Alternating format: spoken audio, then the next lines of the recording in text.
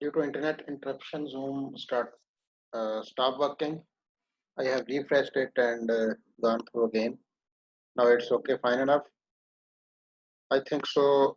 You all are with me. Let's start it again. We were at the point that qualitative research is used when there is a need to follow up quantitative research to help explain linkages in causal theories or models. So, where there is to establish the linkages between causal comparative research and causal comparative models. So, in quantitative research, to explain them, the qualitative research is needed to come forward for help. Where there is a need to develop theories, ये बहुत पहले दिन ही मैंने कहा था कि theories और phenomena जहाँ पे develop करना होंगी वहाँ पे हमें qualitative research use करना होगी, लेकिन जहाँ पे रिसर्च क्वेश्चन को आंसर करना है सिंपली वहाँ पे हमें क्वांटिटेटिव रिसर्च यूज करनी है. Therefore, where there is needed to develop theories when only partial or inadequate theories exists, there is needed to use qualitative research. When quantitative research measures do not fit for the problem, very interestingly, some of the problems apparently quantitative research fit for them are technically the assumptions of the research supports that for that very much purpose quantitative research is uh, supported for them, but fit नहीं है, problem के response के लिए fit नहीं है, तो वहां पे क्वांटिटेटिव में भी क्वालिटेटिव रिसर्च को यूज किया जा सकता है. अब ये कैसे किया जा सकता है? वहां पे हम मिक्स मेथड रिसर्च इस्तेमाल करते हैं. क्वांटिटेटिव तो हो ही रही है, साथ उसको क्वालिटेटिव को भी मिक्स कर देते हैं. तो इसको भी हम जानेंगे कि what is the mix method research and how it is used in detail.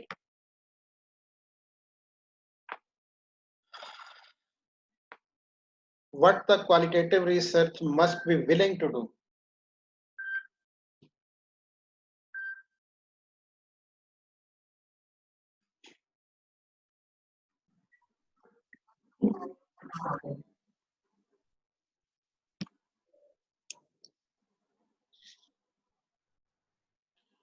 What the qualitative research must be willing to do. इसमें एक्चुअली अब हम आते हैं, पहले तो हमने देखा ना कि ये फिट कहाँ होती है, यूज कहाँ की जा सकती है. तो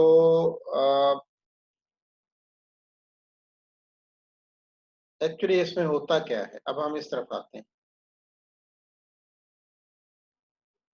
यार बस करें अब. Qualitative research must be willing to do commit extensive time in the field. इसमें maximum time, extensive time in the field रहना होता है, क्योंकि रिसर्चर ने रिसर्च सब्जेक्ट्स के साथ वो लोग जिन पर रिसर्च की जा रही है, वो सेटिंग, वो फील्ड, वो जगह जहाँ पे काम करना है, मैक्सिमम टाइम उसने वहां गुजारना है.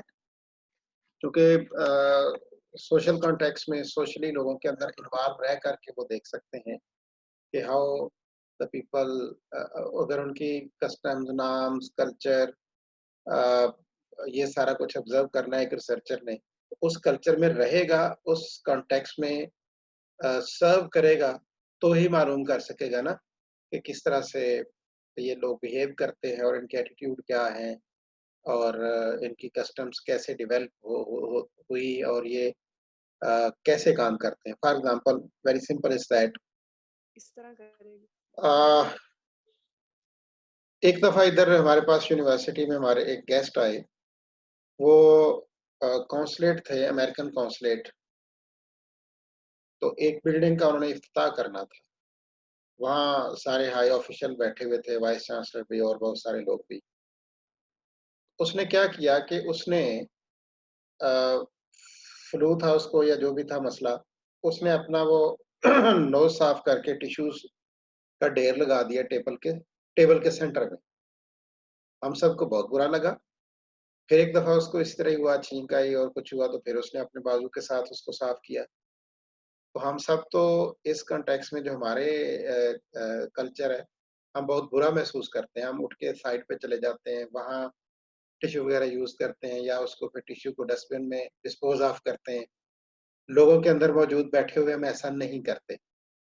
लेकिन यूरोप के अंदर लोगों के सामने इस तरह से करके जो गंदा-मंदा टिश्यू पेपर है या कपड़ा जो है उसको सामने रख देना या बाजू को इस्तेमाल करना सफाई के लिए, कोई ऐब नहीं है।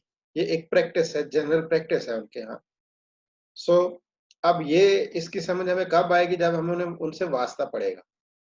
अगर हम लाइकवाइज़ उनकी जो आदात हैं उन पे काम करना है तो हमें उनके अंदर रहना पड़ेगा।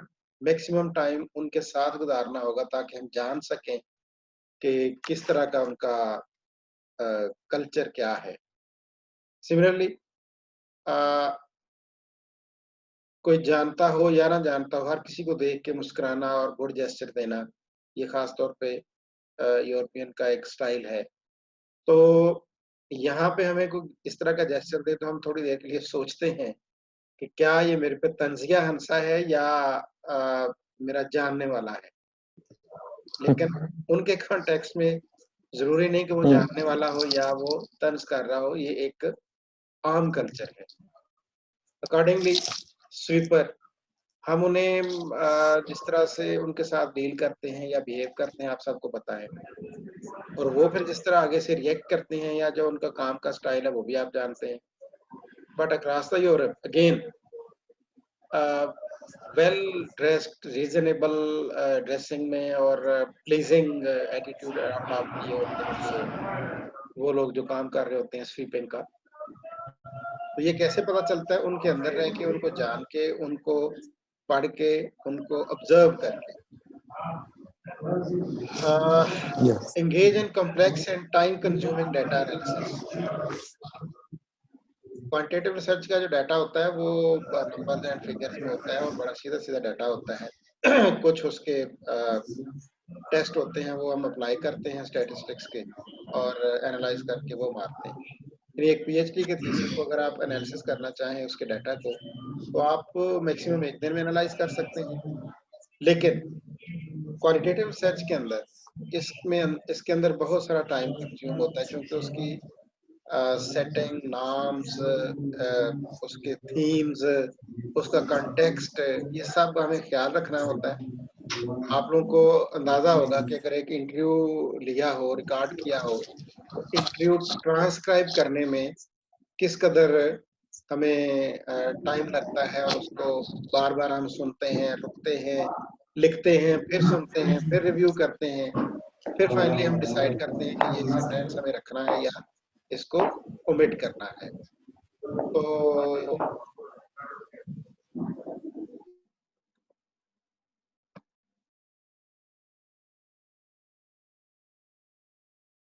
sorting through large amounts of data, reducing data to a few themes or categories.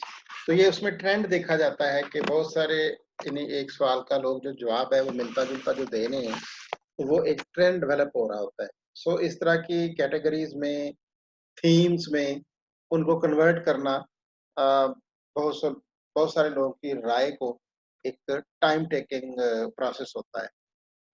Right long passages, the evidence must uh, substantiate claims. Writer must show multiple perspectives. So एक बात को might be वो कई over the paragraphs, over the pages उसको spread करे तब जाके वो उसको clearly write कर सकता हो. Participate in a form of social and human science research that does not have firm guidelines are specific procedures and is evolving and changing constantly.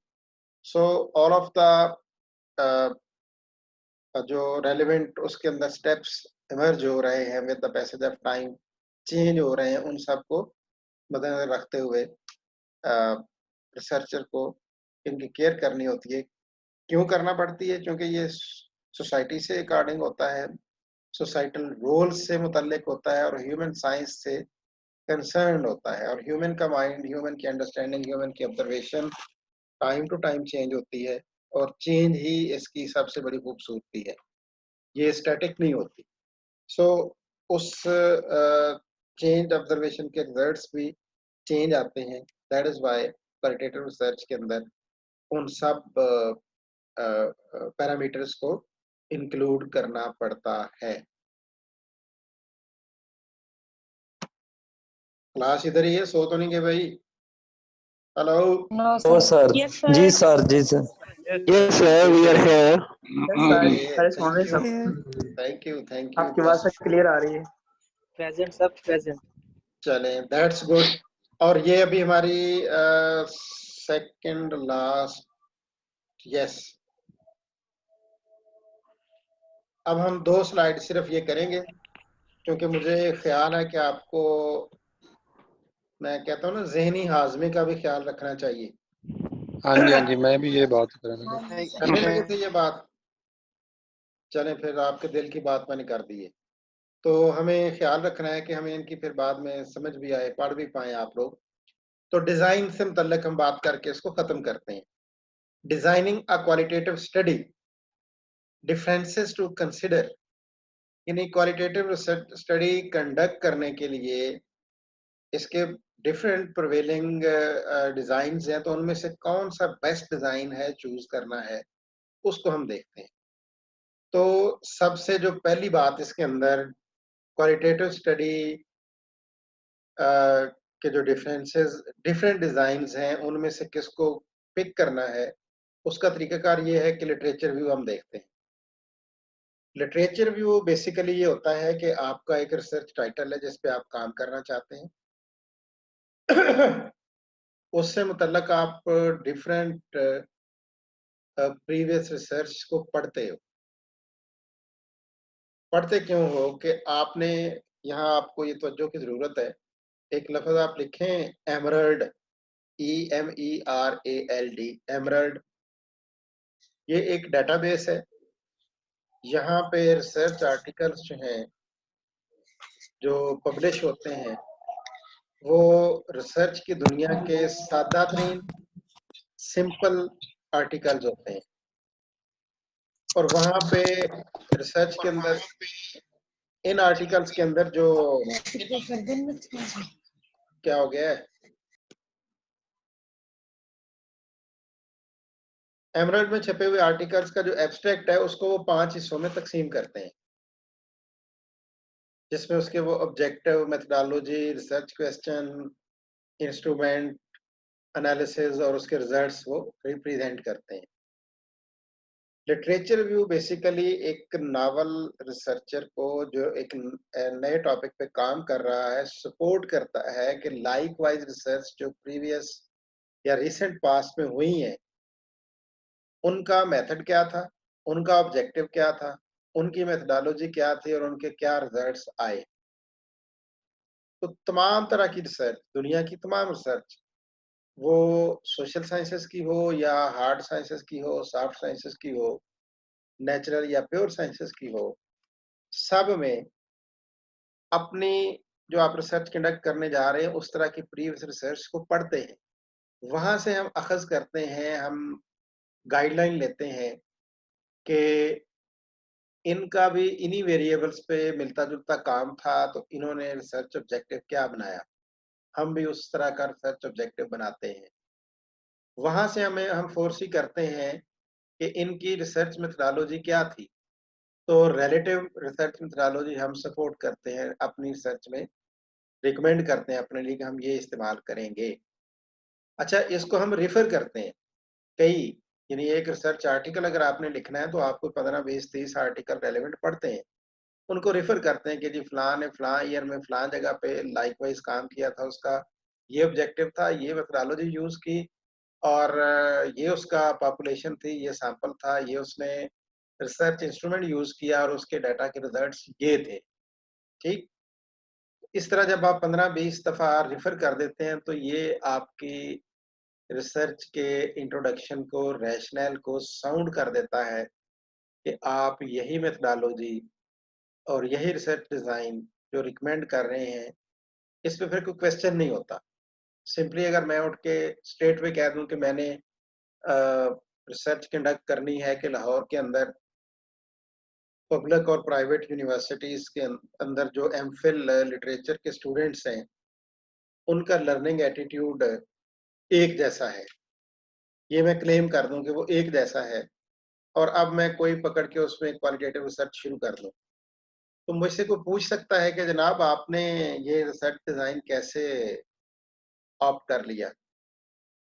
इस सवाल का जवाब देने के लिए मेरे पास साउंड रीजंस होनी चाहिए, एक ग्राउंड होनी चाहिए। वो ग्राउंड का नाम है लिटरेचर रिव्यू। जवाब ये होता है कि जी मैंने रेलेवेंट रिसर्च पढ़ी है डिफरेंट कंट्रीज की, डिफरेंट सिनारियोज की, और वहां पे उन्होंने इस तरह की रिसर्च कंडक्ट करने के लिए, माइट भी वो जरूरी नहीं लिटरेचर की हो, वो किसी और डिसिप्लिन सब्जेक्ट की हो सकती है, नर्सिंग पे, मेडिकल पे हो सकती है, इंजीनियरिंग पे हो सकती है, तो उन्होंने लाइकवाइज मेथोडोलॉजी यूज की थी। लिहाजा उस उनकी बुनियाद पर, उन रेफरेंसेस की बुनियाद पर मैं अपने इस रिसर्च कंडक्ट करने के लिए ये मेथड सूटेबल समझता हूँ। इस पे अब किसी को एतराज नहीं होता। Understand? This is the role of literature view towards selection of design of any paradigm or any methodology or any approach of the research. So therefore same is with the research design in qualitative study. It is used to inform the questions asked. It may be reviewed late. It may only be used to help document the importance of the research problems. The use of theory. Ultimately मैंने multiple times ये बात जिक्र की, qualitative research हम conduct ही करते हैं किसी theory को टेस्ट करने के लिए। तो प्रिवेलिंग थ्योरीज को जब हमने टेस्टिफाई करना होता है in our own situation, the current situation, then we go for the qualitative research design. Therefore ethnographers use cultural theory as a basic building block